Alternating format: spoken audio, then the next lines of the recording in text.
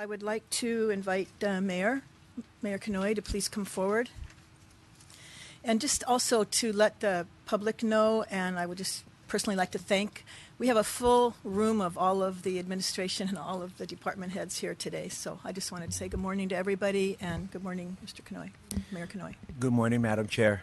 To our Finance Chair, Council Chair, Council Vice Chair, and to all of the distinguished members of the Hawaiʻi County Council, I want to thank you for the opportunity to submit our eighth and final budget of our administration. And in submitting this budget of $462,742,790 that covers our 11 special funds as well as our general fund, I had to take a step back and go back to 2009 and look at the budget that we first submitted. And I went back through every budget message.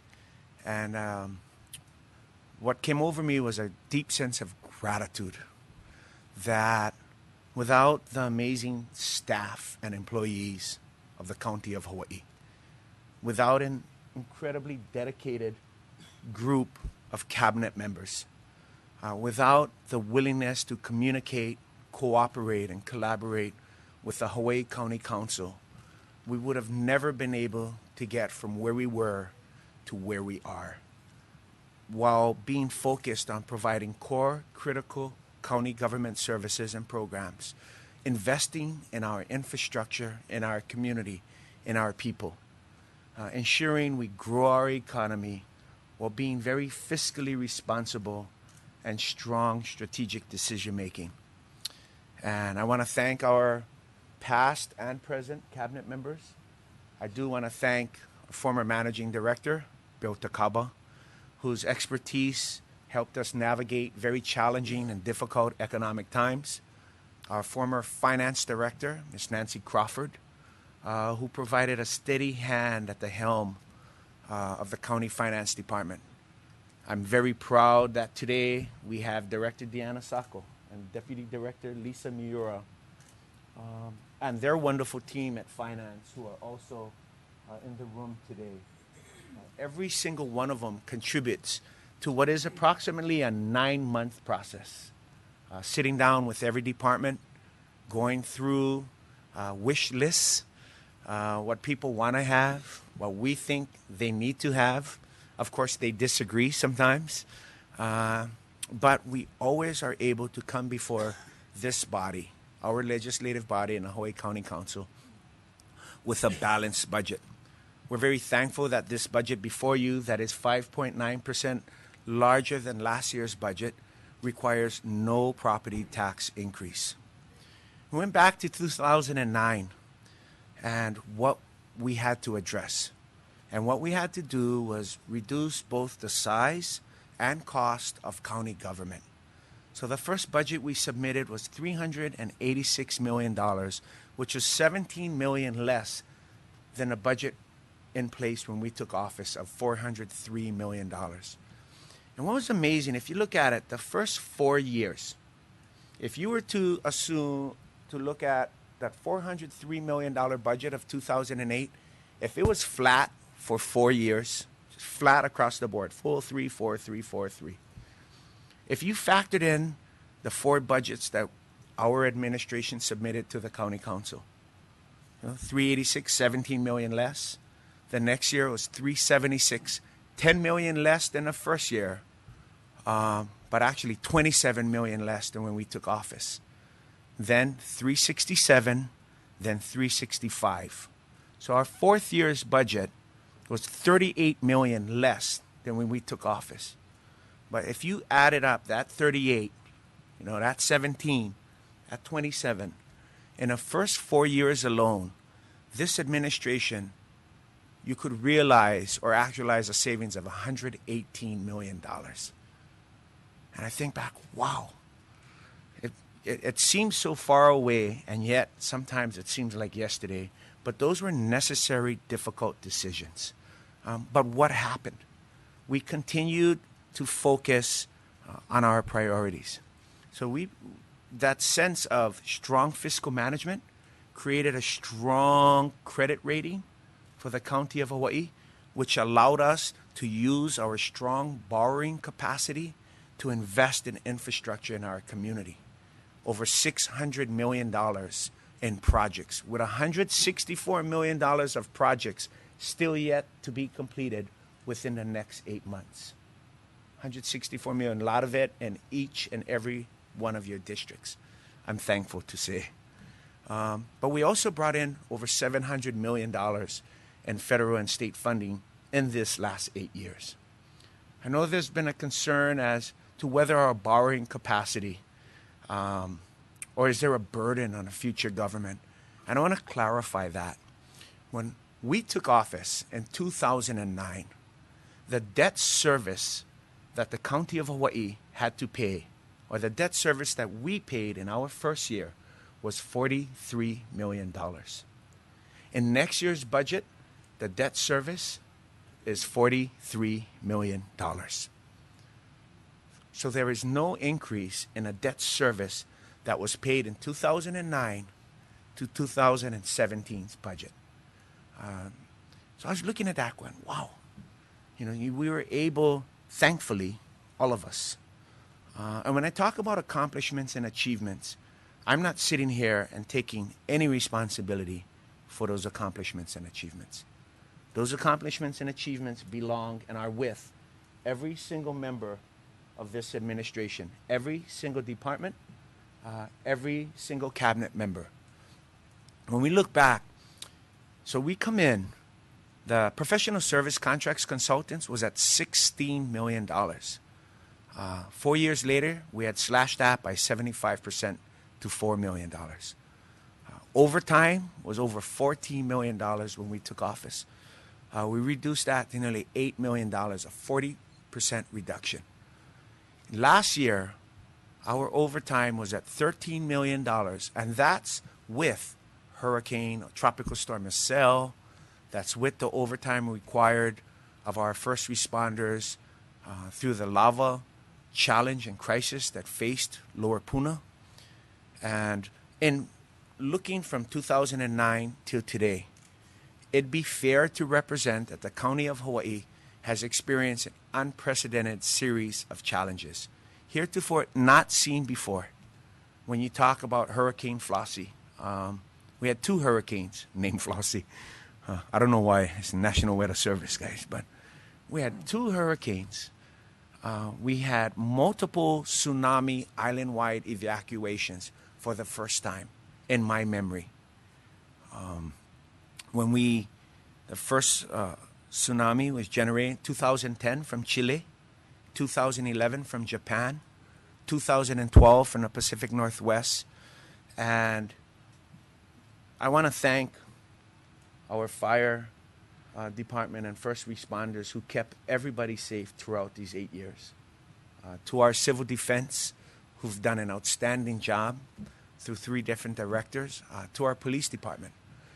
Because county government or municipal government, the first thing you want to do, regardless of how difficult economic decisions or budgetary decisions need to be made, you want to make sure our community is safe. With regards to that, an incredible amount of investment has gone to improve our public safety infrastructure.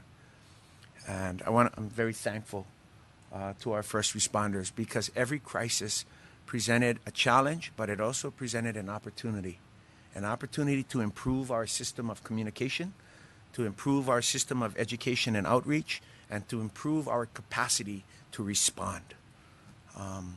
It's never perfect, but I sit here very thankful. In looking back, I apologize to my cabinet. When I was looking back, when we took office, the amount of vehicles that were purchased in the previous 2 years was 98, 97, and 75. In a subsequent 4 years, the total amount of vehicles purchased didn't exceed 50. We were purchasing down to 6 vehicles a year. Very difficult decisions that needed to be made. When we first cut vacant funded positions, 2 years into our administration, we cut 55 vacant funded positions. That was the largest number of vacant funded positions ever eliminated from a county budget. The subsequent year was 70. It was 125. The third year, we cut another 100. So 3 years in, we had cut 225 vacant funded positions. Now I look back, I cannot believe that we were able to get so much done with so little. And again, I ask, how was that possible? It was because there was a sacrifice, a shared sacrifice that everybody embraced. We all knew that it wasn't just tough on us. We had the Great Recession. It was a state challenge. It was a national challenge. It was a global economic crisis. But we stayed focused. If you look at our budgetary messages year over year, it was always very consistent. Utilize our borrowing capacity to keep our working families employed. The projects that were built were delivered on time and on budget, save for one, through no fault of our own, but challenges experienced between a general and a sub.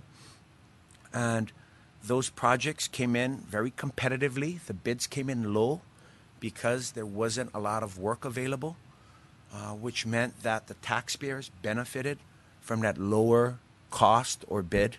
We had a low interest rate, favorable bond rating, which made that also affordable, and we kept working families working. But it wasn't just in construction. In tourism, we doubled our investment in tourism up to $1 million annually, thanks to the Hawaiʻi County Council. That investment in our largest employer in the county of Hawaii, we went from 1.2 million visitors to 1.5 million visitors today. We also invested in agriculture, which is another pillar of our economy in the last 8 years. And that has also continued to pay dividends going forward. So, what has our budget produced in our community? When I look at Director Susan Akiyama and we talk about housing, there are 91 homes that are going out for home ownership for members of our community who are working in the South Kohala district. Workforce development housing. When we came in, that was a perpetual affordability project that was $390,000 for leasehold homes. Over 90 homes are going out to members of our community at $280,000 to $290,000 fee simple, 10-year buybacks. So that project. Then we also look at the homes of Uluvini, which is a project that took many years to complete, but we also have another 90 units in West Hawaii. We're also building a $2.5 million micro unit project that will hopefully be a model that we can replicate here in East Hawaii, because as we know, as our homeless population continues to grow here on Hawaii Island as elsewhere in the state, that we have to be proactive, roll up our sleeves, get in there, and start to make a difference and implement and execute not just projects, but programs and services. Warren Lee, I'm still thankful he's still here after 8 years. Warren. Brandon Gonzalez in the Department of Public Works. Just in the next 8 months, we'll be opening up a $13 million Kapiolani Street extension, which some folks said County of Hawaii shouldn't be doing. Let's leave that to the state of Hawaii. The primary beneficiary is the University of Hawaii. Let them do it. And we said that's a project that's been decades in the making. Why don't we, the County of Hawaii, step up? University of Hawaii at Hilo is our largest employer in East Hawaii. What we do good for the university is doing good for our community. And that's not just the project for the university, although Kapiolani Street, when completed, will open up over 50 acres for student housing. Kapiolani Street will serve as the beginning of our university town concept that's been talked about for decades. But it'll also alleviate and mitigate traffic congestion right here in Hilo. So we won't see Komohana, Kino'ole, and Kilauea feeling the pressure of Waikia High, Waikia Intermediate, Waikia Elementary, and the University of Hawaii. So that Kapiolani Street extension will be completed. Thankfully, Kamehameha Avenue is now completed.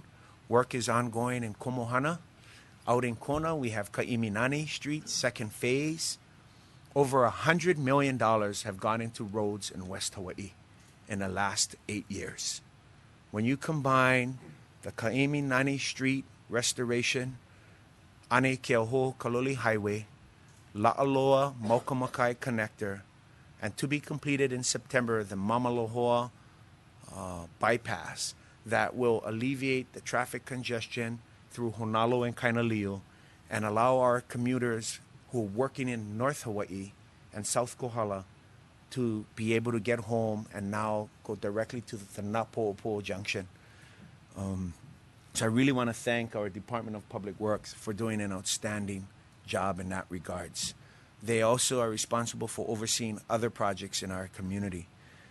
I know our fire department has expanded our capacity, new fire engines, fire trucks, apparatuses, and we just blessed the High Street Fire Station. Councilman Onishi is not allowed to pursue any more projects through this administration. He has already gotten more than his fair share. I'm surprised you guys still talk to him anymore. But it's another project and investment in infrastructure in our community. And I could go on and on through every department. Through Department of Environmental Management. When we took office, recycling was at 29%. We're now up to 37%, and that doesn't include private recycling that's going on out in the community, different recycling companies. This is just the county of Hawaii. That number is comparable to the city and county of Honolulu, who has curbside recycling. So the Department of Environmental Management is overseeing organic diversion project. At the request of this body, the County Council, we talked about waste to energy. We talked about maximizing and increasing diversion. We've talked about closing that landfill from previous administrations. But what we've done collectively and collaboratively is expand the life of that landfill while focusing on recycling and focusing on maximizing diversion to fully utilize our Pu'uhulu site in West Hawaii, and also ensuring that our site here in East Hawaii. My only challenge with environmental management is I called Bobby the other day, and the solid waste transfer fund is up to $25 million, I think. I said, that's enough from environmental management. But they do a wonderful job, Bobby. Please thank your employees who are out there working every day. Well, transfer stations island-wide. It's a unique concept where we work with the community and we encourage and ask them to help us keep our island beautiful and clean. And I think they do a wonderful job in spite of the challenges they face. Another department is the Department of Parks and Recreation. I want to thank the entire team there. And some have suggested, what's up with the investment in parks? And if you talk to our prosecutors, and I know me and Mitch have worked together through the previous administration, and what we found works for kids, right? Because by the time we talk about hiring police officers, hiring more prosecutors, and going to court, we're talking about crime reduction. We're talking about enforcement. When we know the key is demand reduction, prevention. And prevention is very difficult to measure because you're trying to measure something that doesn't happen. Right? How do you measure that? But we do know one thing, that mentoring is a key to keeping our kids' hopes and dreams intact, to keeping them away from drugs, gangs, and violence. And the best mentoring is what happens in our parks, gyms, and pools every single day.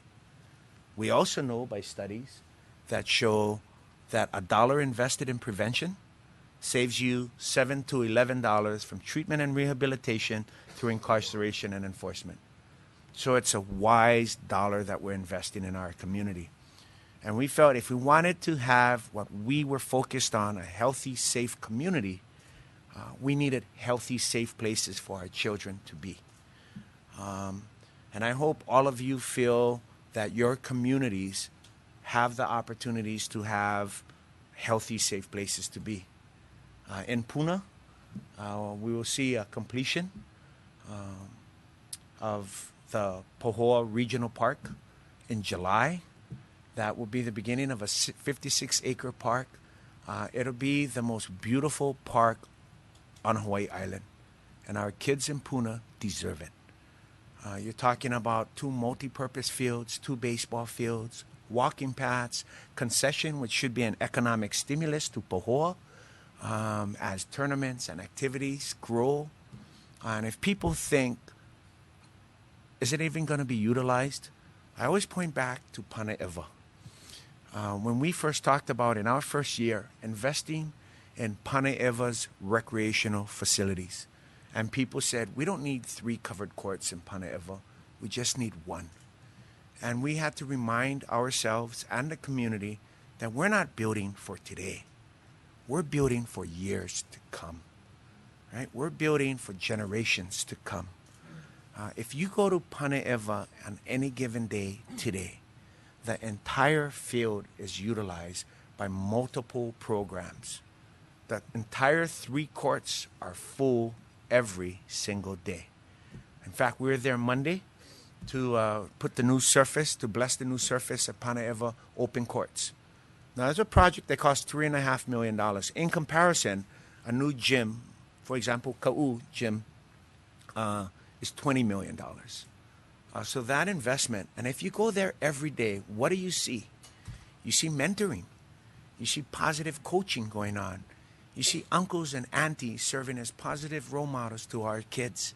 You see our kids learning not just how to dribble, pass, and shoot. You see our kids learning about teamwork, sportsmanship, being healthy. You see our kids learning that if they want to achieve their dreams, they got to work hard. If they want to play, if they want to be an all-star, if they want to be the captain, you know, the coaches are out there sharing with them, the harder you work, the better you do. The more you put in, the more you get out. And if you look away from the fields and you look away from the courts and you look to the playgrounds, what do you see? Grandparents sitting on tables in the shade, watching their grandchildren play safely. You know, that's what our community's about. It's about families. It's about our kupuna. It's about our children. You know, in these 8 years, no matter how challenging the economy was, we never took a nickel, thanks to all of you, from our nonprofits. We never took a dime out of our elderly activities or Office of Aging or our seniors. And we never took a nickel away from our children.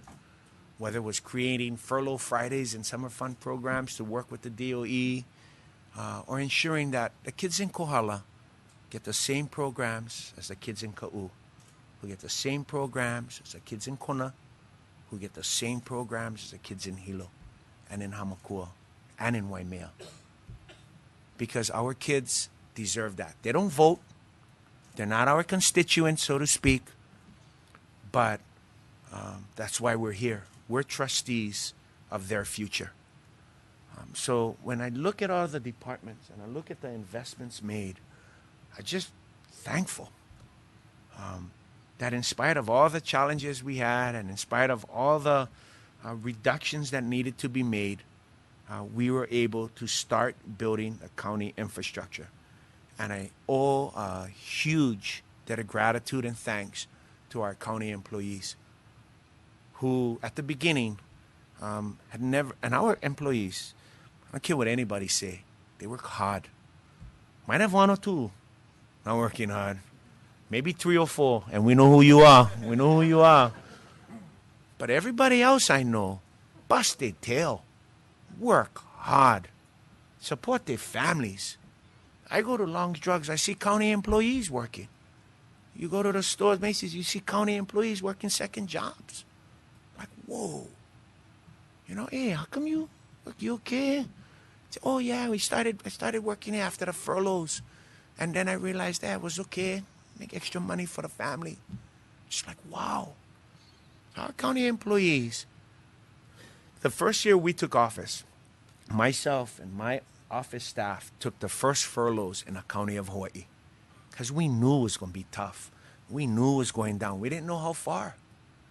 I was going back, Deanna, looking at the first shortfalls. The first shortfall we faced was $38 million. The second year was $44 million. I was like, Stan Sitko, who's sitting next to him, I was going to fire him every year. Stan's responsible for real property tax valuations. And he's a good, honest man. And I couldn't change him, no matter how I tried. But thankfully this year, property tax valuations went up 7.9%.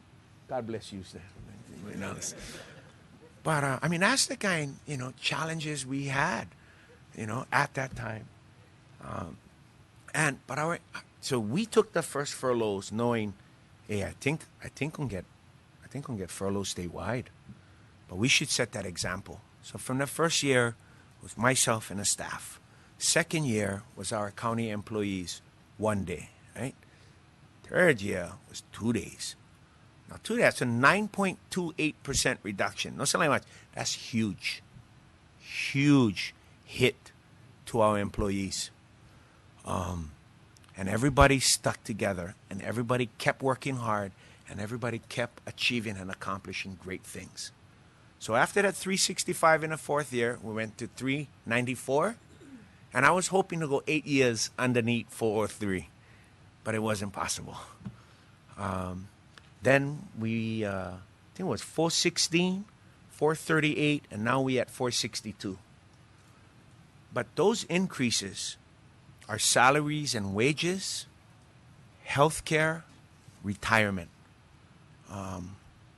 Those are fixed costs that our employees earned through arbitration. I don't want any... Oh, hey, mahalo nui. It's kind of long here. Oh, he keep talking. I better give him water. Erling, thank you so much. So I don't want any perception that the budget has increased because of our employees. That's what we do. County government provides programs and services to the community. And our employees deserve the raises that they received, and they deserved to have the promises that were made kept to them. So although the fixed cost is the basis of our increasing budget, that in no way is a negative reflection on our hardworking employees. I want to make that very clear, that the costs that we incur, they deserve, right? And I hope that after 8 years, that our focus on customer service, that people feel that. I want to share one thing that what I learned in leadership and management in this 8 years, that you cannot yell and shout and demand your way to better government.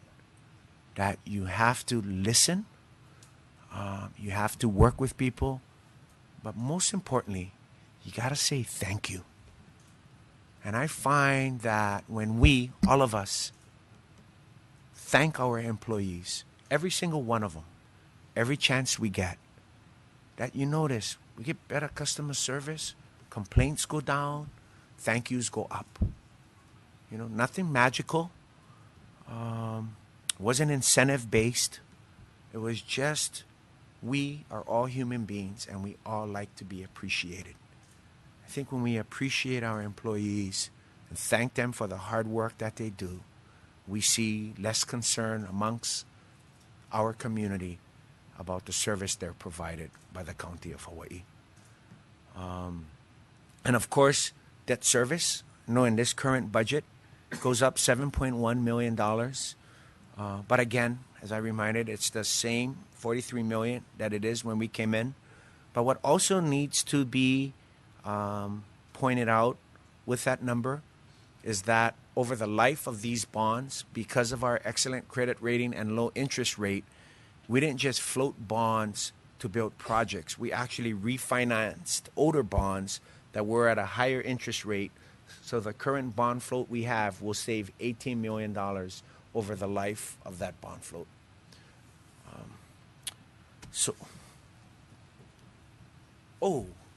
Water. I never noticed. I told Keith and Kavika, who are probably the youngest duo in our cabinet, which should give everybody great confidence that the Department of Water Supply will be well run for many years to come. But when I went back and looked, because they like to claim they're semi-autonomous, which means give us money but no tell us what to do. Nah. But yeah, I looked back at the accomplishments of the Department of Water Supply, and it's really significant over the past 8 years. Very thankful for that. Our mass transit, Director Tiffany Kai has expanded our transportation routes, brought in a bunch of new buses, built over 40 bus shelters island-wide, and continues to be available to address needs in the community. I've never gone to Tiffany and asked for something I heard about and she not being willing to address it in the community. For example, in Puna, during popwater season, that over 100 kids could be engaged in positive after-school activities, but without transportation assistance, they wouldn't be able to participate because the parents cannot leave work and pick up the kids and drop them off at practice and take them back home. And she's able during football season to reroute a bus while still maintaining critical service that picks up all our kids, gets them to practice, and gets them home again. So Tiffany, thank you for expanding Mass Transit Agency to better serve our community. I see Don back there, Don Jacobs, Information Technology. We've tried to make the County of Hawaii more 21st century, that people shouldn't have to stand in line, that we should be able to pay bills. And yes, gonna have the kupuna who like come pay cash, stand in line, because that's how they do it. But for everyone who wants to utilize online services to the County of Hawaii, Don has been tasked to make the County of Hawaii more accessible and more user-friendly to everyone in our community. We're always reminded that this is 2016 now, that everybody should be able to not have to be inconvenienced, that we do have a large community we serve over a great geographical area. So the expansion of information technology and the utilization of 21st century technology should make everything easier. Everybody else cool? Kanuha, you good? Planning? You good? Yeah. Wayne, he's so easy. No. But I don't want to miss anybody in our office, but I want to thank the staff who make sure that the wheels of government turns every single day.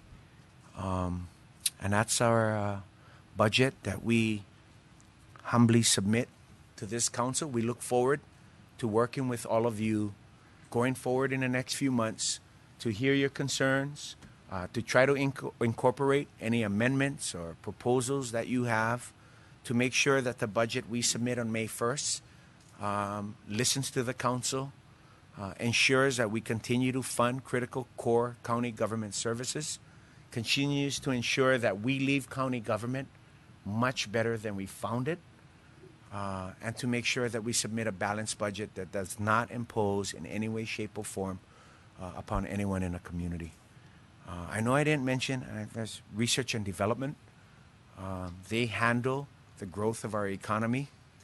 When we went and did our bond presentation in San Francisco before the bond rating agencies, I was amazed to learn that back in 2011, unemployment was at 11.2% on Hawaii Island. Today, it hovers around 4.3%. So we've certainly been a beneficiary of a lot of good investment, but also by very strategic, targeted investment through research and development in our core sectors of our economy. Let us focus on those most in need in our community. I'm open to hearing from those on the Human Services Committee who I know have a hard time dispersing $1.5 million. We're open to maybe raising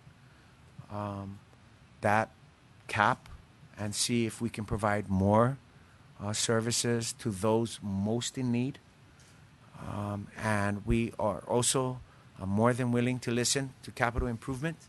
I know we won't be around, but that $144 million capital improvement project budget that we are also submitting based on your input, we are also open to the concerns of this council as to how we strategically target and prioritize our capital improvements. So I want to thank all of you. I want to sincerely thank the administration and the hardworking team that we have. Mahalo to all the staff who make sure that every I is dotted and every T is crossed. Mahalo to the staff and employees of the County of Hawaii who we don't see. I encourage all of us to remember to always just say mahalo and thank you.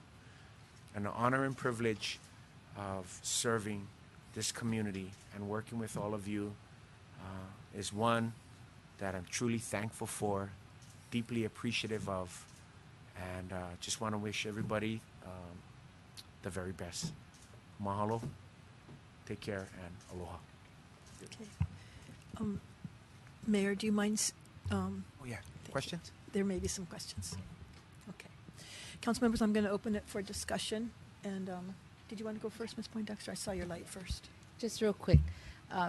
Mayor, I just want to say thank you to you and your administration and all of the workers. Like you said, our employees are our most valuable assets.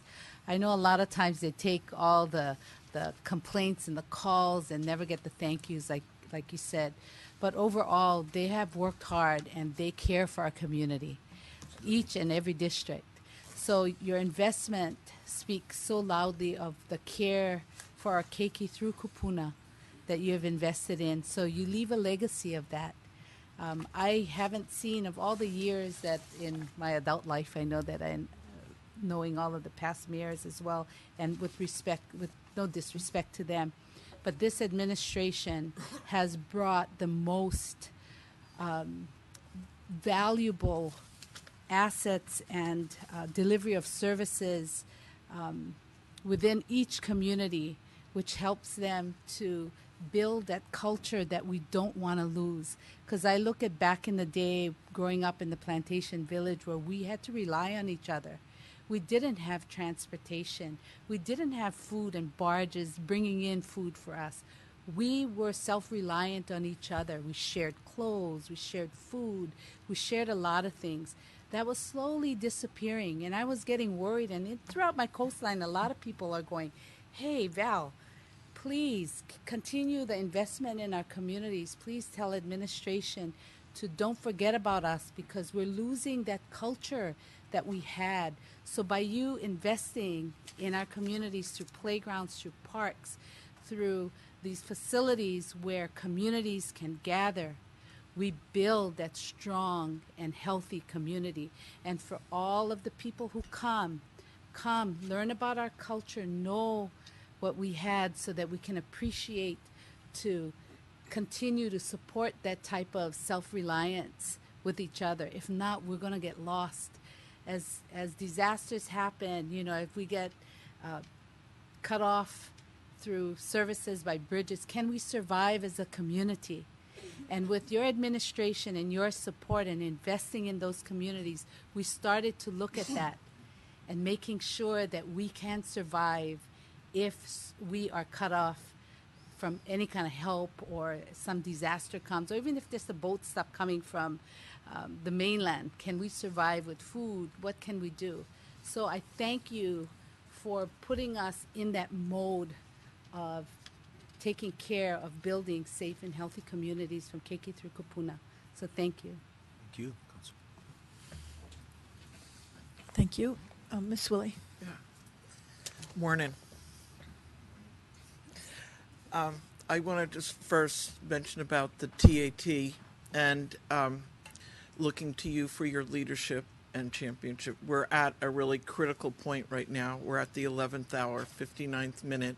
And in terms of what we can deliver, largely will depend on that, what allocation we have of the TAT funds from the state. And I know there are meetings going to be going on today and later and tomorrow, just in terms of doing that. So, and I think we don't have any key people in leadership in the state on finance issues. We've got Lorraine Inouye in the Senate and Nicole Lowen, finance, and Richard Onishi, and none of them are champion our cause. So I just urge you and all of us that we are at the point of the decision making of where they're locking in, capping us way below what we are due. So I just, if you want to comment on that, but I'm just, we are all right now at a critical point that'll decide, probably not just this year, but the way they've got the bills built right through 2022, what we're capping at us. I think the way the state has handled the transient accommodation tax has been less than supportive of our municipalities and our counties. And I think, frankly, the counties should all stand up and say enough is enough. Right. We've gone through this from year one. We've battled every single year because the legislative session overlaps with the budget session. So we are trying to put together a budget while we don't know if the largest or second largest source of revenue for the county, which is the transient accommodation tax, is even going to come through. We're like 19.1 mil this year. We're supposed to be receiving $34 million through the TAT. I mean, every one of us should be upset about that. Right. To have that money's taken away. And this is what they told us a couple years ago. A counties, we are all going through this very challenging economic environment together. How about we cap your transient accommodation tax, $103 million, and when we get out of this recession, we'll restore that cap. And instead, the very next session, they came back and tried to take it again. So the last 2 years have been record tourism numbers. Year over year are the most visitors to Hawaii, most lengths of stay, most visitor spending, and all of that increase in its entirety goes to the state of Hawaii. And the state of Hawaii continues to talk to the counties as if this is a grant in aid. Right. And it's not. If you go to the enabling statute, the very purpose for the creation of the transient accommodation tax, the purpose was to, 1, fund a convention center, 2, provide marketing dollars to the Hawaii Tourism Authority, and 3, provide to the counties revenue to offset the impact of the hospitality industry of visitors upon the county services. And tomorrow we have a meeting, 4 council chairs, 4 HSAC members, 4 mayors are meeting with the heads of the legislature. What was disappointing was that, as you know, Margaret, you went up and monitored the task force. All of our finance directors, Deanna was part of that. They asked all of the members from the Tourism Authority, Convention Center. They were tasked by the legislature to come up with an amicable or mutually acceptable resolution to the disbursement of TAT. And they did. It was fair, it was equitable, and it addressed everyone's concern. And what did the legislature do in January when we proposed it? Dismissed it in its entirety. Dismissed it in its entirety. And I think the counties, all of us, should be outraged because that extra $15 million that should be coming to the county of Hawaii is instead going to other programs and services with no impact in the county of Hawaii. And that's just fundamentally unfair because the promise was made that if you, counties, accept this cap, when it gets better, everything gonna be okay. All good. And instead, they're telling us now, nah, too bad. And you're like, what? So this is a tax paid entirely by the visitor that they then want to shift to the counties whose only option would be to take that revenue and get it from who? From property owners? That's outrageous. Right. And our 7 representatives and our 4 senators should stand up for their island community. And they're not. And the state of Hawaii is now raising driver's licensing fees to generate $75 million. But who collects that driver's licensing fee? Us. When people go and they find out they got to pay more for the driver's license, who do you think that money going to? Us. Who they going to get mad at? The counties. And what we're going to do with that revenue? Send them to the state. For what? So, anyway, Right. I'm getting me all pumped already for tomorrow. But it's fundamentally unfair, and I'm actually sick and tired of it. But, I mean, it's my last year, easy to say. But, you know, in Hawaii, we always humble, work together, you know, keep things cool, aloha each other. You know, we get 51 representatives, 25 senators, always try to say, when they tell us we're going to take care, okay, we're not going to make a big deal. We're not going to fight about it. Let's just work this out. And every year we seem to work them out. And every year the counties, in being cool and working it out, we keep getting the shaft. Right.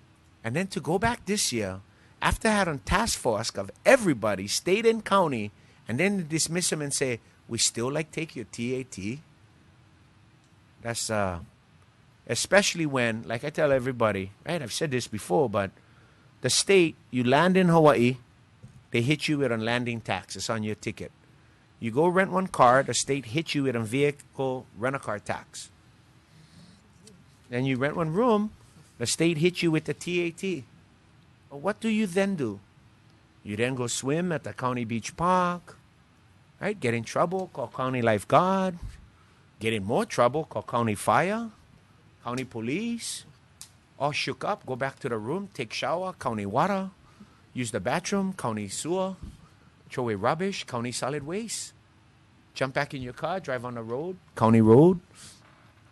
And to not honor Right. the promise and commitment and handshakes that were made is very disappointing. Right.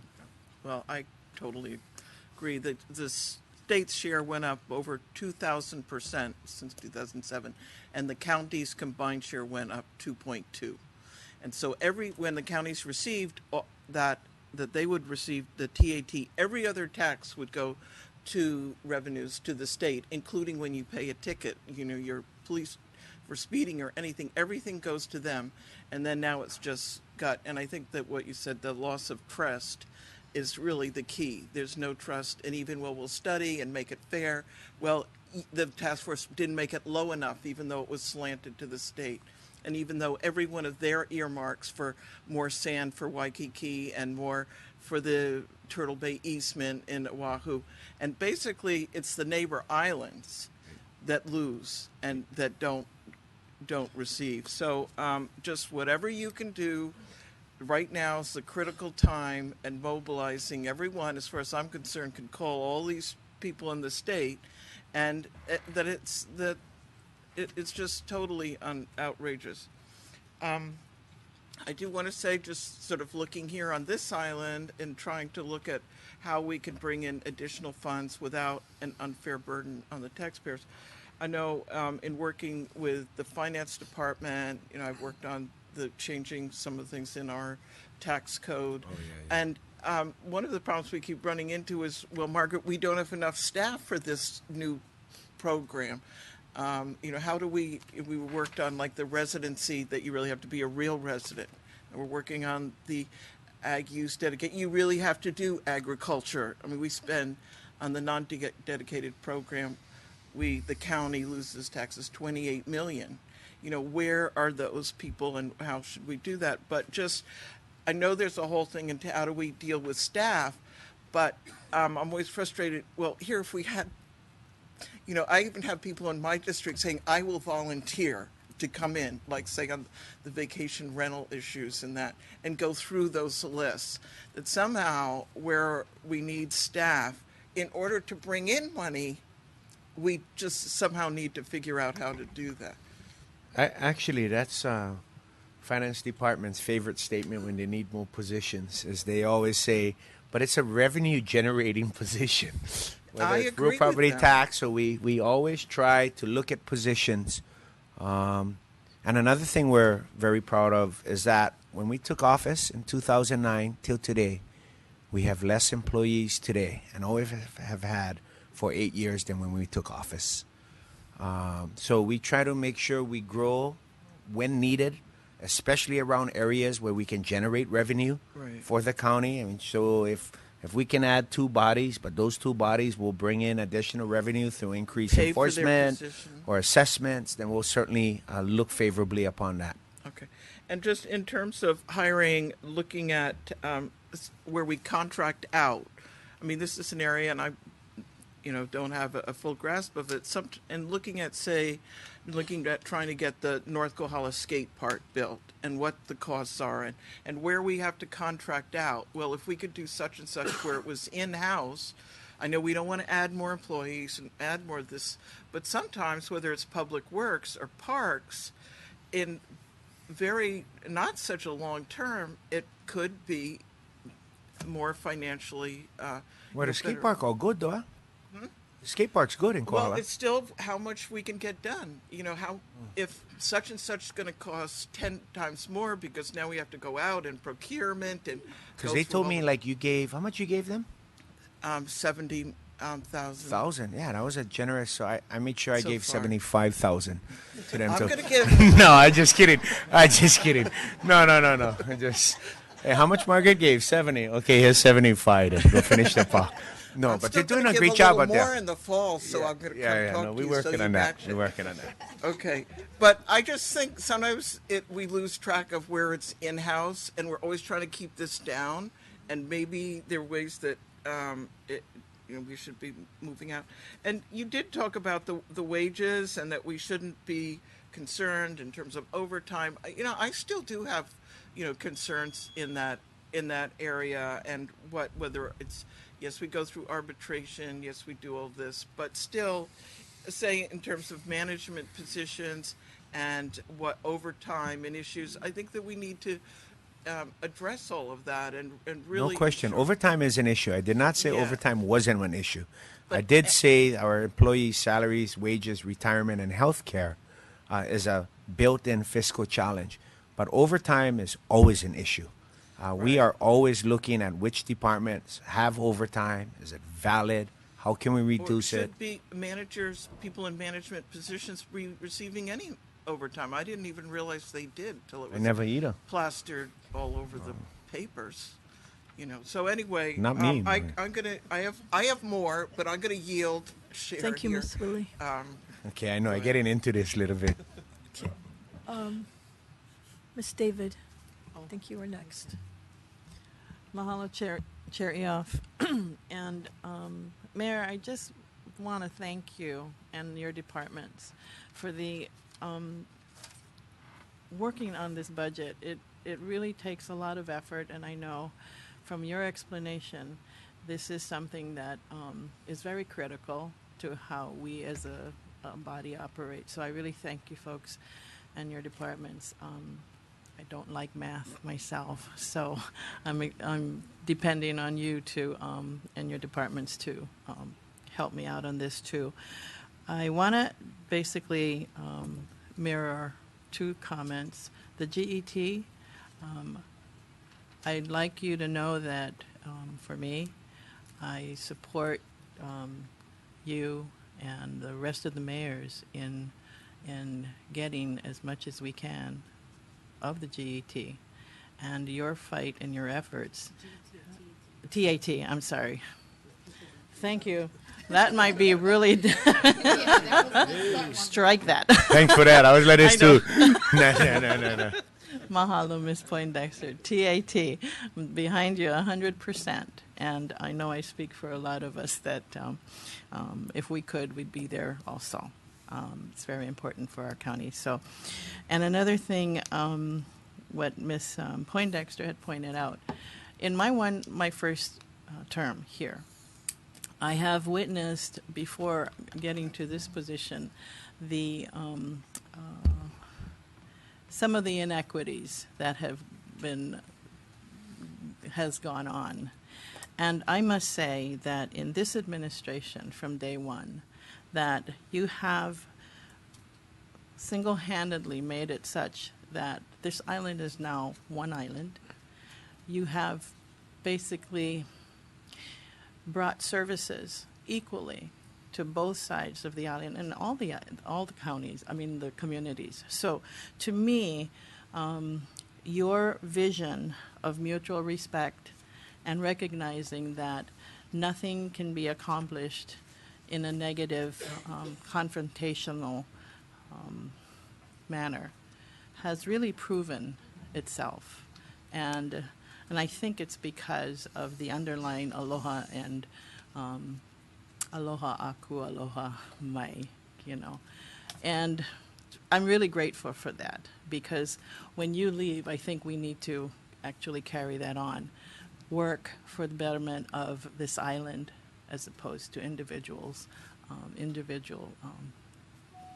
gains. So I thank your department. I have not had a bad experience working with any of your department heads or staff. So I really appreciate that.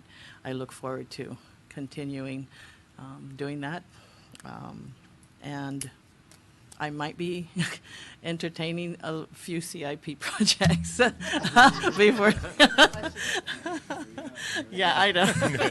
Anyway, that said, I really want to thank you, Mayor, and your department. So Thank you very much, Mahalo. Councilwoman. Yeah. Mr. Onishi, Thank you, Madam Chair. go ahead. I have just 2 more projects that I need. No, I'm just joking. I'm just joking. No, you know, Mayor Kenoi, I'm very blessed to have been part of your 8 years, you know, and be on the council, you being on the executive side, and the things that we had to go through, like as you mentioned before, like when we first got in our first budget in 2009, and what things we had to deal with, and how the public used to come and just attack us. I mean, it was like unreal, but you know, you had to do the right things. And like you said, that you made the cuts, like with the vacant positions, right? You had to cut back employment.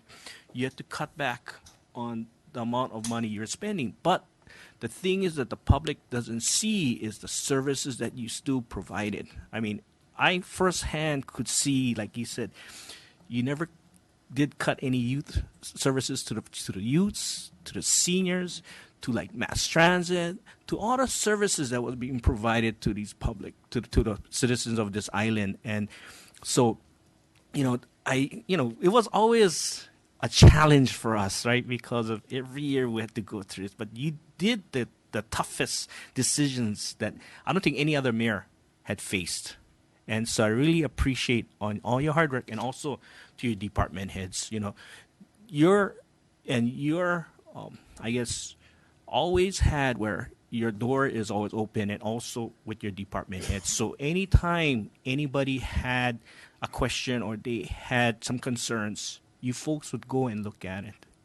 And that's what to me I appreciate, because in the 8 year or 7.5 years that we are now, I mean, like you said, for District 3, we got a lot done. And we did a lot of like good things for the community, I feel, in District 3, and also for the whole island. But sometimes it determines on the council member on how the relationship within the department heads, the staffing, and also with the administrative, the mayor. Yeah. And I appreciate that we worked greatly together.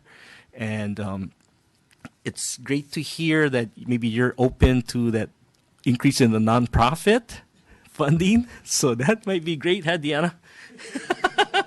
I just didn't look back at Deanna Lisa. I never know I was going to say that, but I looked at Deanna's face. But, you know, like... No, but if there's one place we have to, Yeah. it's that area. Yeah, and you know, the needs, I mean, every year we're having an increase of more and more nonprofits that need help, right? And, you know, I always, like, and I used to talk to Deanna and Nancy, it's like, how can Maui County provide $23 million to their nonprofits? Hey, Like, never mind Maui. oh, I know, but I'm just thinking like how we could get our values up so we could get all this money coming into Hawaiʻi County. But you know, like I said, you did a great job, and I really appreciate all the hard work that you did and your staffing, you know, and the directors, the department heads, and so forth. And thank you. And then whatever else I can help out you for the last months that we have, you know, just let me know.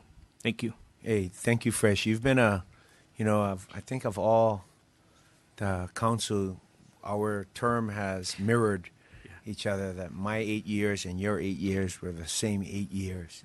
And I really appreciate you, Fresh. Like I told you in Panaeva, it's hard for tell him no. Look at him. Look at him giggling like that. Little boyish face.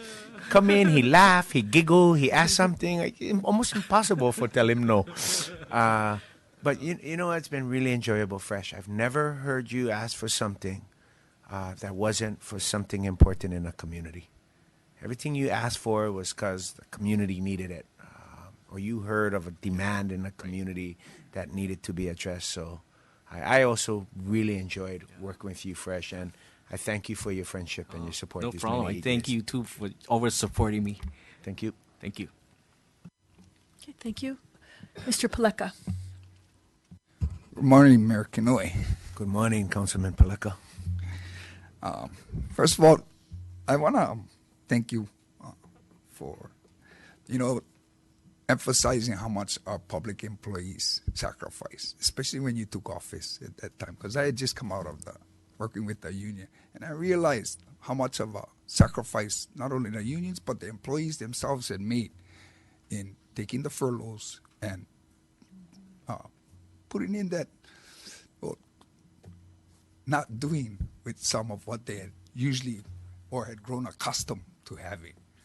But I think, how did you get the unions to agree to the That's a cutting lot out of the work, vacant a position? lot That of was- conversation. But the good thing also was the furloughs, we never spent the furlough savings. We put it in a budget stabilization fund, which today is $5 million. It's the highest the budget stabilization fund has ever been.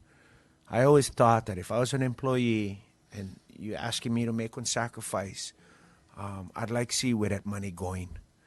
And we made sure we put it in a budget stabilization to ensure that nobody lost their jobs, that there was no layoffs, that nobody's position got cut because of the challenging economic environment at that time. So that money's still there. All that furlough savings is never spent. It's there for that rainy day, so that employees know that that money, their money, only going to be used in a dire emergency. The disaster fund is also at $5 million. So I didn't get it there, but it was a very challenging conversation, no question. Thanks for pointing it out. Also, regarding the TAT, I want to thank you working together. And I don't want to discuss too much, but I know you folks are going to continue that fight. And I got to congratulate you on communicating the history about TAT. I wasn't so eloquent in my presentation last time we were sitting here. I was a little bit more perturbed, highly perturbed. But it's right. And I think we all agree on that, and we just got to continue that fight. But we should folks, well, I'll continue to participate. And then regarding, there was some testimony about concerns of us identifying waste and ways where we can reduce. I know we're working real hard on energy efficiency, which I see in the capital improvements, and continuing to do so. But if there's other ways that the departments have identified reductions and ways where we've identified waste, please convey to them if they could explain those during these days. That would be very helpful, I think, to the public in knowing so. And one other concern I had was grant writing. If there would be any need, or if the administration would see or think there was needs for more grants to be brought in. We do bring in a lot of grant money, but if we could, there's some federal, state monies out there that may be acquired, and just a consideration in grant writing, because I think for bang for the buck, if we have a good position, maybe we might want to consider that. Yeah, we've been talking about this a lot. How do we bring in We call this intra-government or revenue or federal state dollars. And as I said, over 700 million came into Hawaii County in the last 8 years, which is the most in any 8-year span. But, you know, we talk about dedicated grant writers. And we used to think, hey, we could just look for grant writers and we'll go have them help us. But you kind of like grab one grant writer and put them in the fire department and ask them for write one grant. You know, they got to learn all about the fire department, and it's very technical. You know, so the prosecutors bring in a lot of grants because they get people on staff. Fire department bring in plenty of grants, they get people on staff.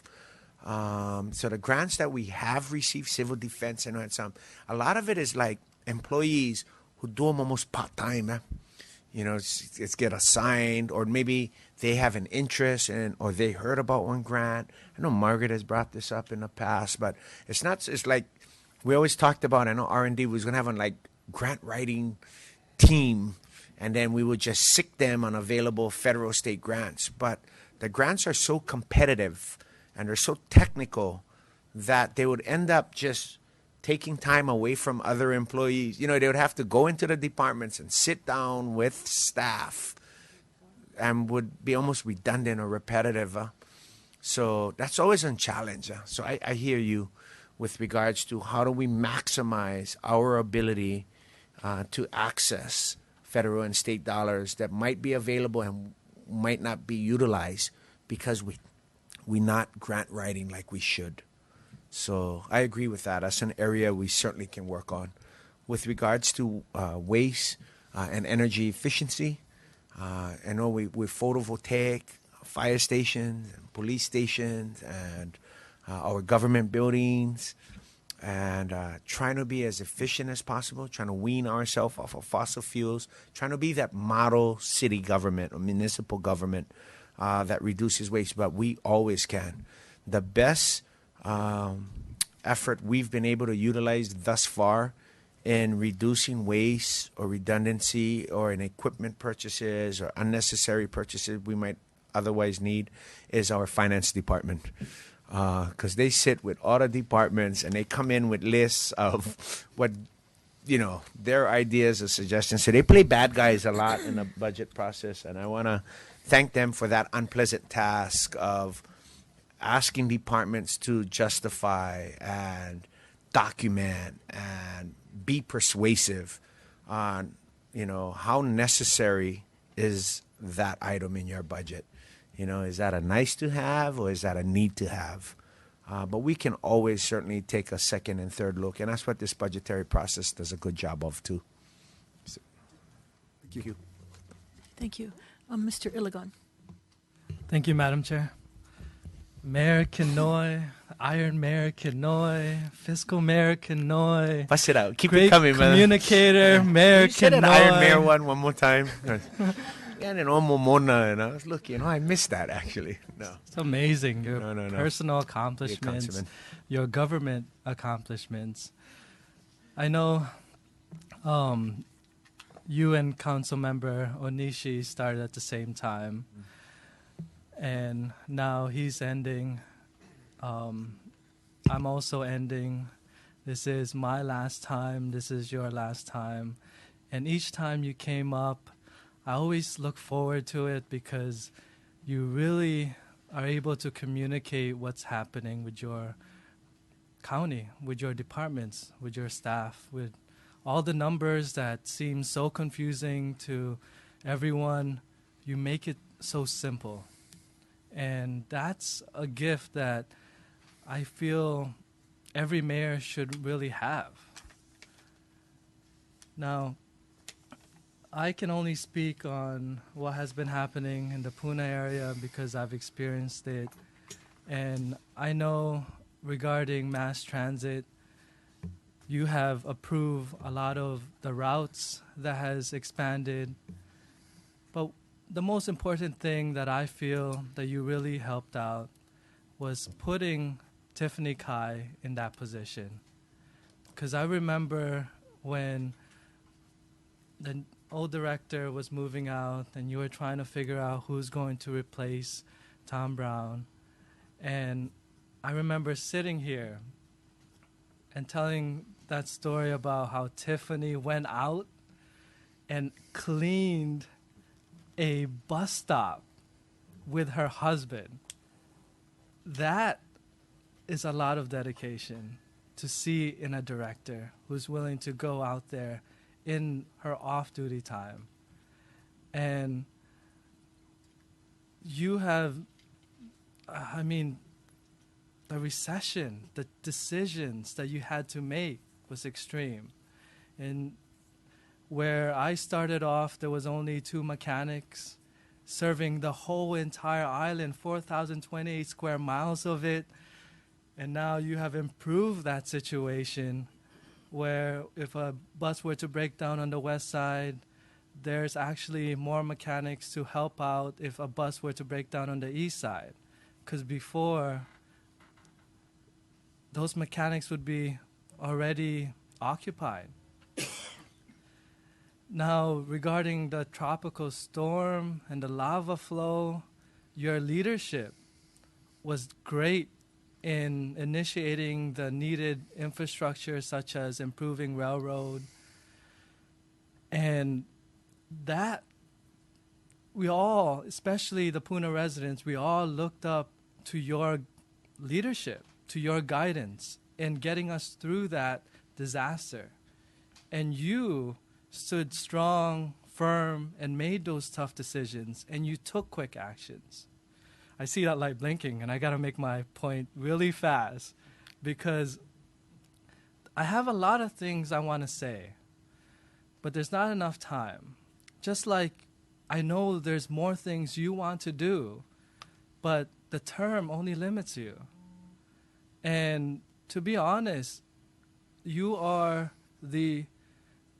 my favorite mayor I ever served with, but due to the fact I only served with one. I was going to say, bro, at first I was like, yeah. Hold on one. But I've heard stories of other mayors, and I'm not saying they haven't done anything. They have done a lot. But you have took it above and beyond. And I know that, even personally, we don't agree on everything. We disagreed on issues, and we faced that on the council floor. Yep. But the thing is, we found common ground, and I found your values in serving the Keikis and the Kapunas. And I know, Mr. Alameda, you have really supported the elderly. Going to those RSV meetings, talking to those Kapunas, they see and understand the decisions that you made to support them. I wanted to talk about Parks and Rec, and there's so much things, but I'm going to yield at this time and let my colleagues speak. But I just want to really tell you how much I admire you and respect you and feel so honored to have worked with you. Thank you for being our mayor for Hawaiʻi County. Thank you, Councilman. I also want to, I've watched you from the first campaign, and you're a tireless advocate, persistent advocate. You bang on my door. You wait for me outside of the door. And it's like, let people know. There's a park in Puna that will be completed long after Councilman Iligan is done. But he came. He waited for me outside the door. I was here to talk to kids. And I walked outside, and you were there, and you said, hey, I need $300,000. And I gave him the, yeah, bro, shoot me one call next week. And he wouldn't let me go. He followed me around. We went to all of my department heads. He made sure that what I said I was going to do, what we said we had agreed to, you followed through every step of the way. And the people of Puna have been well served by your leadership. Because people don't see that. They don't see that you're fighting for them behind closed doors, that you're grabbing the mayor and you're refusing to let him go until not only he says he's going to do what you need done, but you actually get everything signed that day. It was pretty amazing, actually. So I want to encourage you to continue to be a voice for people who don't have a voice, to continue to speak up for people who don't know or cannot speak up, and continue to be an advocate, because Puna needs advocates. If you look at the underserved, if you talk about underserved area, Puna is certainly one of those areas. And I think you've been an excellent voice for them, a tireless advocate for them. So continue to use your intelligence, your passion, and your energy on behalf of your community, because those are gifts that you have, and they're well served on behalf of other people. So thanks, Councilman. Thank you. Okay, Mr. Kanuha. Thank you, Madam Chair. Good morning, Mayor Kenoi. Hey, good morning, Mr. Chairman. I'm glad I can still say good morning, even though in 2 minutes it will be this afternoon. Is it, Ben? Oh. But It's my 8-1, man. I plan to be here till like 4 p.m. that's Oh, what yeah, I was I'm gonna thinking. keep down here. No, so I want to no. try to keep it as brief as possible. And we do have a lot of budget or reviews from the departments later on today after we get through with you. But mahalo for presenting us with the operational budget and all the great things that you propose to happen in the next upcoming year. I know it's going to be really tough. You have gone through many challenges throughout the past, and that's why you've got into this situation where now we see an extremely, a good budget that can prepare us for now and in the future. All the great projects happening around the islands, with the challenges that you did face, we did see things happening. Like in my district especially, I can really just talk to my district, the roads, the parks. People started to feel that there was a lot of things happening, and there was a lot of really good that was happening in those challenging times. So you could see the mahalo that came from my constituents to the different departments and yourself as being the leader through that challenging time. So I just want to say mahalo for that. And also, I've never met somebody that could throw out that many numbers and be so accurate. Like, I have numbers throughout this whole page. I don't even know which number is which now. But, if you had cents on the $462 million budget, you would have put the 0.02 cents on that as well. But, that just brings me to the point of saying, either everything about this budget, you ingrain that within your soul, or you're extremely smart and can memorize every single thing. I think it's a combination of both, to be honest. I heard steward sale, man, so I know the number. But, looking forward to working with yourself and the departments on this upcoming budget. This next few weeks will be pretty tough and challenging, and, there might be amendments here and there. But I look forward to working with each and every one of you. Just want to also say mahalo to everything that your departments and the staff have done. It's been an incredible working relationship, very positive working relationship with myself and my staff. So for that, I appreciate everything that yourself and everybody else does within this county. It's truly amazing, the people that you have working for you. It really makes it that much easier for me to do my job and for me to represent my community in the way that the community expects. So again, mahalo for that. And again, just this is your last budget to present to the council. Just a quick question. This budget will go into the next administration. Do you feel that you're leaving the next administration in a good way so that they can continue on with serving this community very well? Absolutely. I think the cabinet and administration that sits behind me have been working on this budget since October. So October, November, December, January, February, March, April. So for the last 7 months. And, I was going back in preparation for today, and I went back to look at all the budgets from 2009 till now. And I was just amazed at it was hopeful, it was strategic, but now in retrospect, it all made sense. It all got us to where we are today, being very focused, not wavering from our priorities or our strategic decision-making. And what we were talking about prior to today was the fact that the next administration, and that's what you want to do as a local boy growing up in Hawaii, as a native Hawaiian, as somebody with kuleana.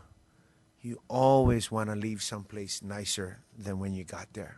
Whether it's you go to a beach park with your family and make sure you guys clean up all the rubbish, whether you go surfing somewhere, you see something, even if it's not yours, go grab them. Not pointing fingers, not making excuses, but just taking care and making sure that you leave things better than you found it. And I can sit here and answer to your question, Mr. Chairman, and say that the next administration will receive a budget that is solid, that has very little fat, that is very strategically constructed, while providing all of the critical services, starting with public safety, branching out to the other departments, and invest in our community in a way that creates a healthy, safe Hawaii Island. So is that budget a good budget? Is the next administration going to benefit from the decision-making of the people behind me? The answer is absolutely yes. Thank you. Thank you, Madam Chair. Mr. Chung, you were next. No, thank you. Hey, good afternoon, Billy. This seems like a celebration of your career, and rightfully so, and I'll, give my comments later on. But I have two questions, and you don't have to really spend too much time. Actually, it's maybe just soliciting your comments on this. We talked about the TAT, and then, I don't know if you've really been keeping up with what's been going on over here, but we've been discussing this thing ad nauseum. And we share that same outrage that, you expressed.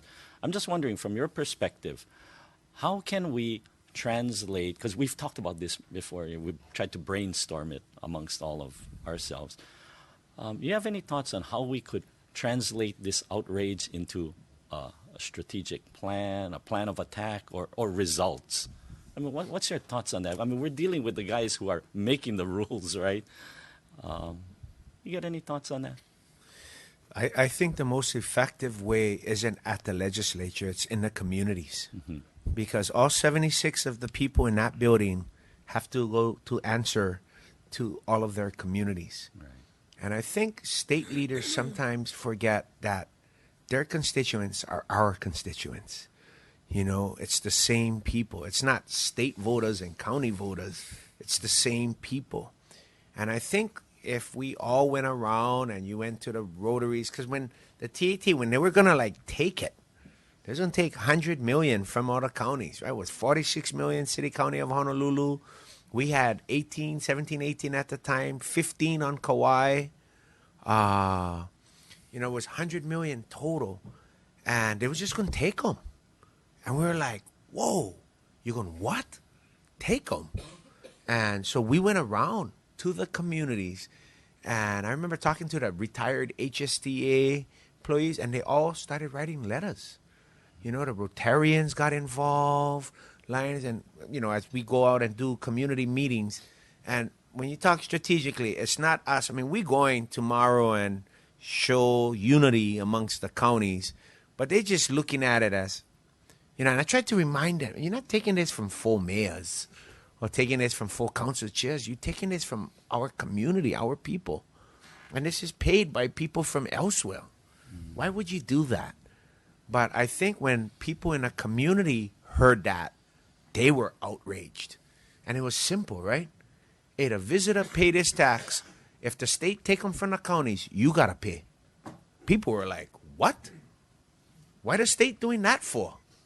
And I think that shifted the decision-making of the state legislators. So I'm not sure, but I think, when you go ask somebody something, tell you no, ask somebody, then who they listen to if not you?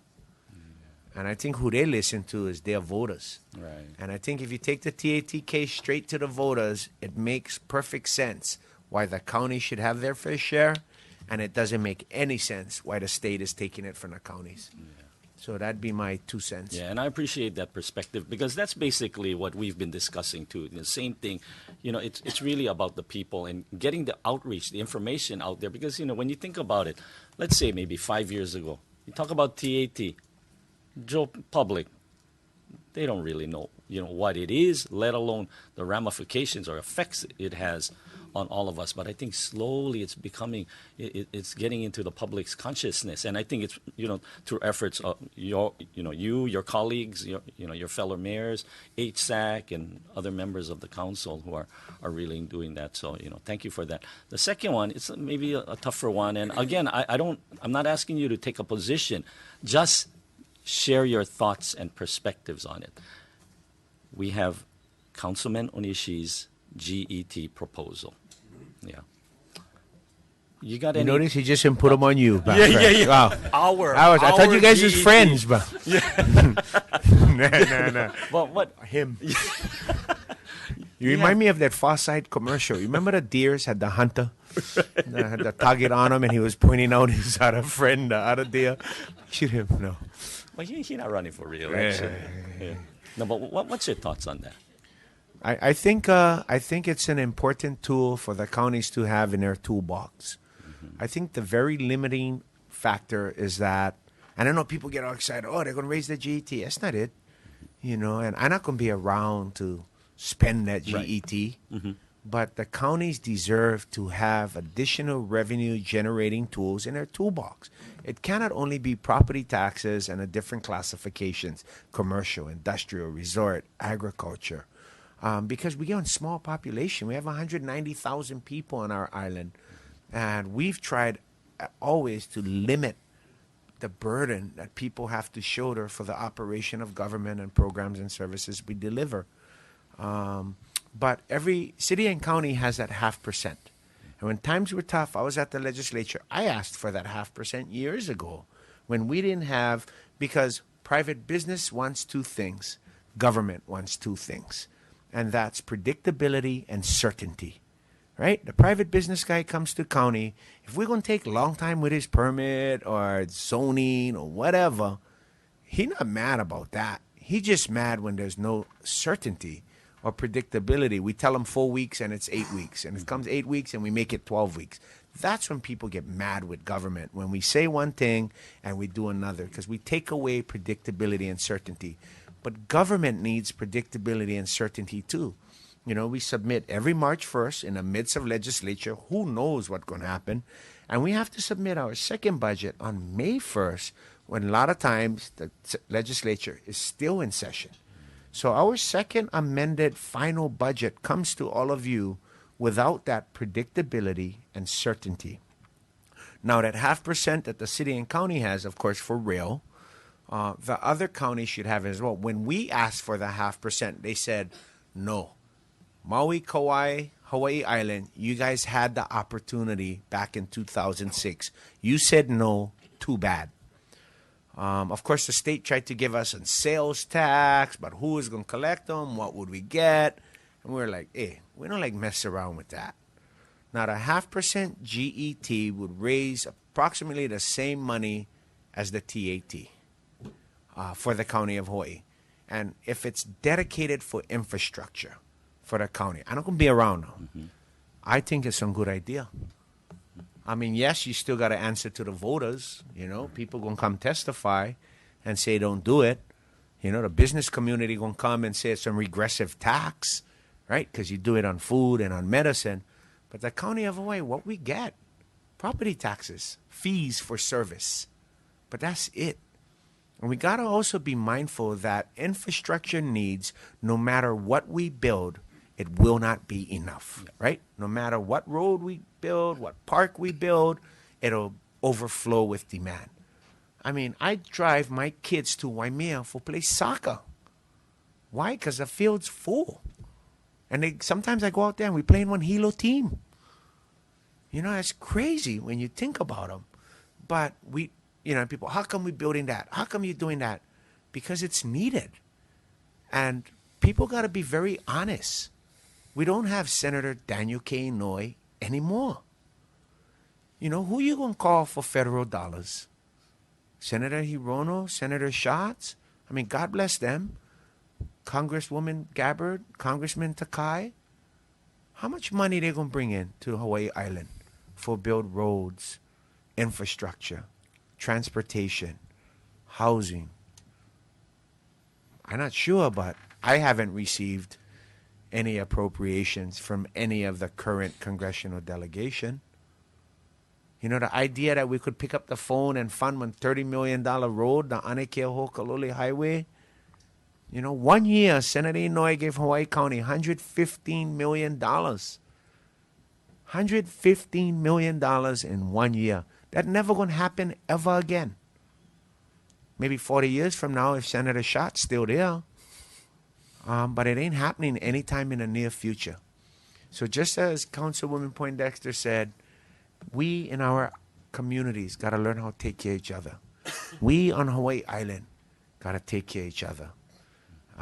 And so that 0.5% GET, although maybe very unpopular, I think it's something that this council and this body got to seriously consider. Because when a state gives you something, which very rarely happens, you got to grab them. You don't got to implement them and execute them. Right. You know, or we can do like the furloughs. You just put them in one fund and you let everybody see that money.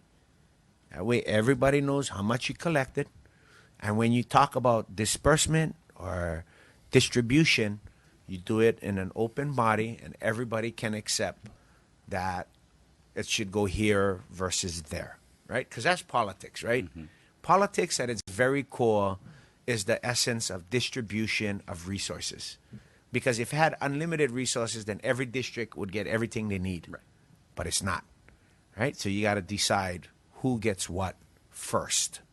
And so with regards to GET, my answer would be, I think the County of Hawaii should take the opportunity to have that option available because we don't know what tomorrow is. So 8 years, we saw one recession, the Great Recession.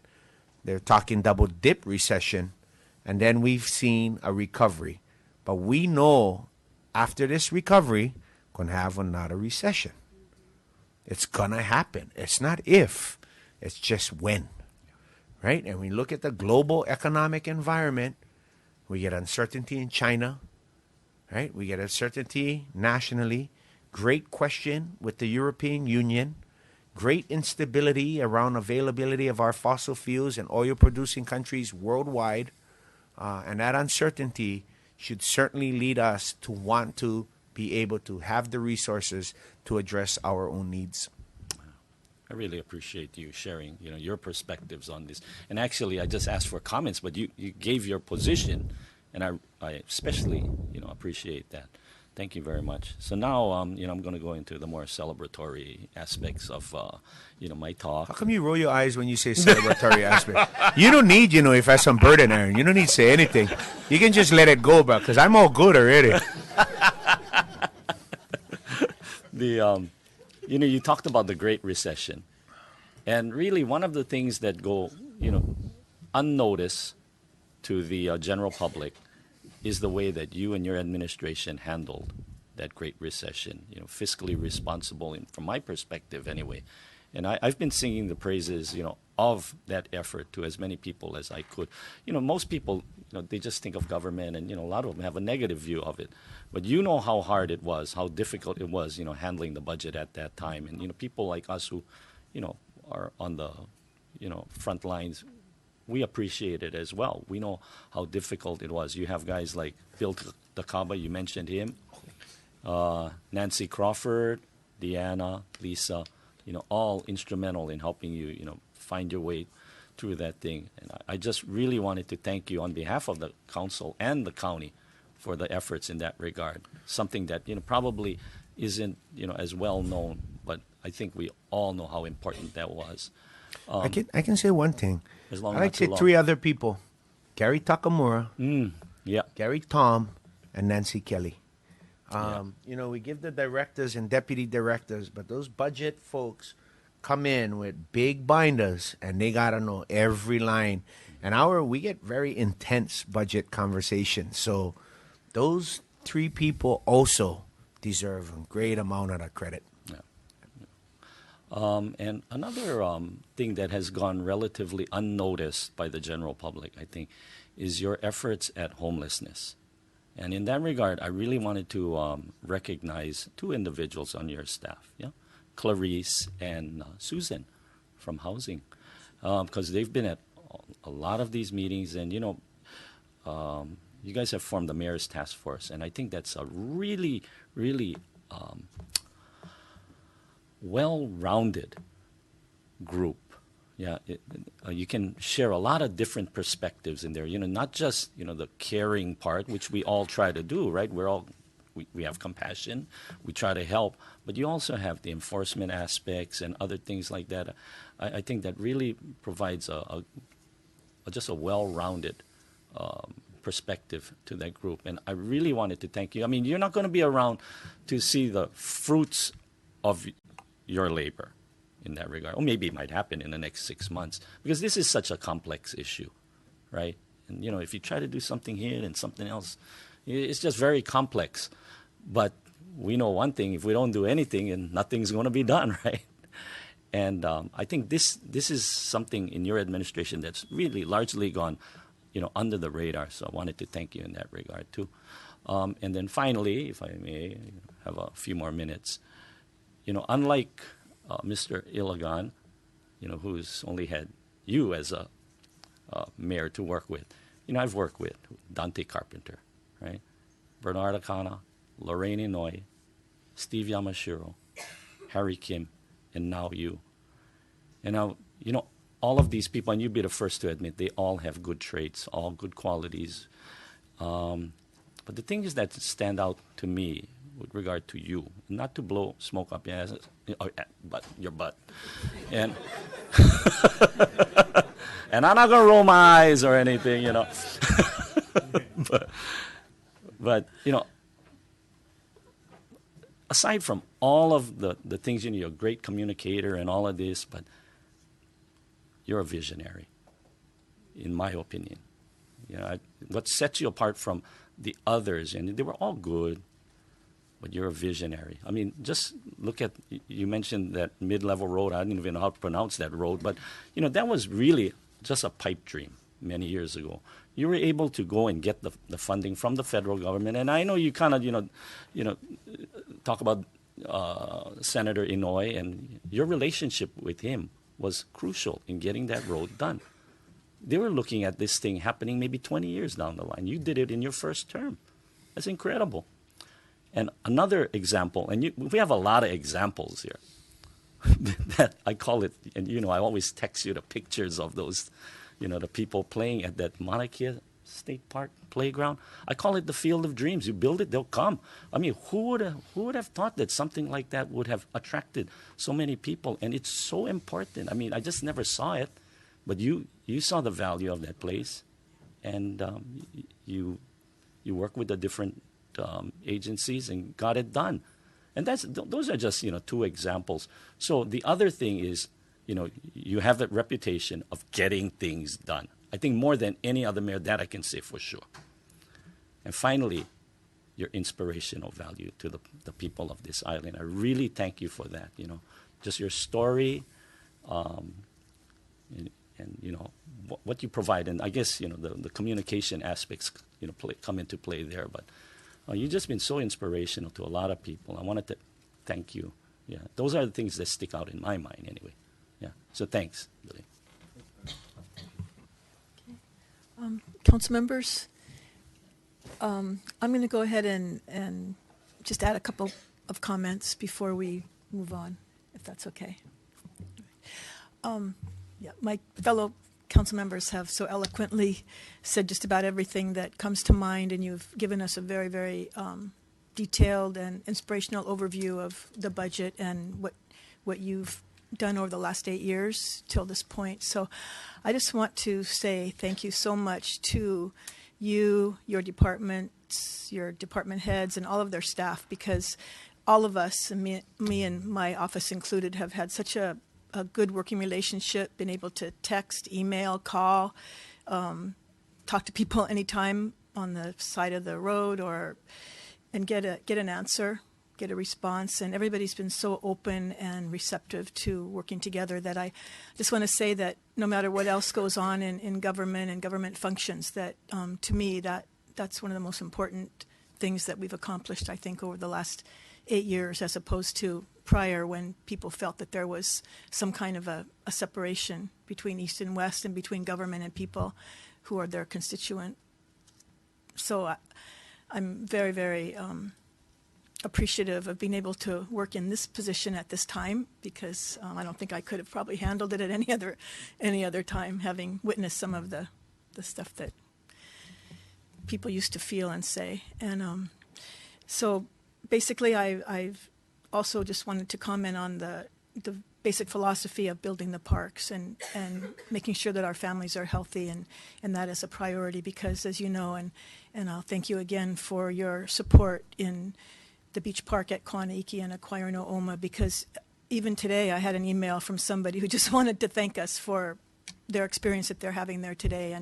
And that the reason I got so passionate and so involved in that whole issue for over 20 years is because I saw what it did for our families and how it brought the community together, all walks of life, all ages, all nationalities, everybody around camping, surfing, fishing, just gathering for parties. I mean, that was so important, and so important to me that we wouldn't lose that I devoted a good chunk of my life to seeing. I didn't know how it would come out, but how it is you know, it's not just your doing, my doing. It's everybody, the community, the developer, the will of the people that prevailed there to create a very, very awesome outcome. But I think that experience and that outcome is what you see for the whole island, and why you've wanted to create not only open space but parks for the communities. And I think it does. That's a preventative measure, because at the other end we see what we go through when we have casualties of our society, or dropouts, or homeless people. And so the cost savings, I think, is worth the investment that you've done. So anyways, I know we've taken a long time, but I appreciate that we've had this opportunity. And Yeah, just I wanted wasn't going to say thank anything, you. just going to exit. But Councilman Mineo, being a part of that experience, the acquisition of O'oma, you know, and Kaʻanaʻiki, and that was a really incredible experience. I know you and Gary worked on it for decades with a lot of other people, you know, Uncle Angel and so many people. To be a small, tiny part of seeing that come to fruition, a place that used to be conflict between developers and proposals and commercial, mixed-use, residential, and to take my kids, be out there on beach cleanups, and to be a part of that and watch that unfold was an incredible experience. It was really cool. It was one of those, and you drive home after, you're like, wow, I love my job. I love being able to be a part of that. And the way you were able to get Kaʻanaʻiki to kick in $2 million. I never seen a developer put in $2 million to government. Ken, I know, is back here. But he took a project that was $12 million. They wanted $12 million. Our appraisal came in at $8 million. We offered $6.2 million. With the two from the developers, $4 million. You know, hundreds of acres of open space. And that was decades of passion and love and commitment and dedication and service and leadership. So that was cool. That was one of the really cool things I got to witness and experience in this job. So thank you for that, Councilwoman. It's awesome. Thank you. Okay, council members, I'm going to take a short recess right now, and then I guess when I come back, let's decide what we want to do, because I know we've run into lunch, and I'm not sure if I'll try and speak to the departments that are waiting if they'd like to take a break and everybody come after lunch, or how we're going to do that. But thank you, Mayor Kenoi. And we're in recess.